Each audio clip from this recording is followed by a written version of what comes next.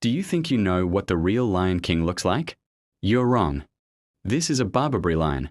It was the prototype for Scar and the lion from the MGM intro. Forget the hot savannah. These giants lived in the mountains of North Africa and lived in the snow. Their mane was so black and thick that it covered their bellies like armor. It was they who fought the gladiators. But people exterminated them. The last wild lion was shot in 1922. They became extinct. But there is a legend that their descendants survived and are in the secret gardens of the Moroccan sultans. Do you think scientists should revive this species? Write in the comments.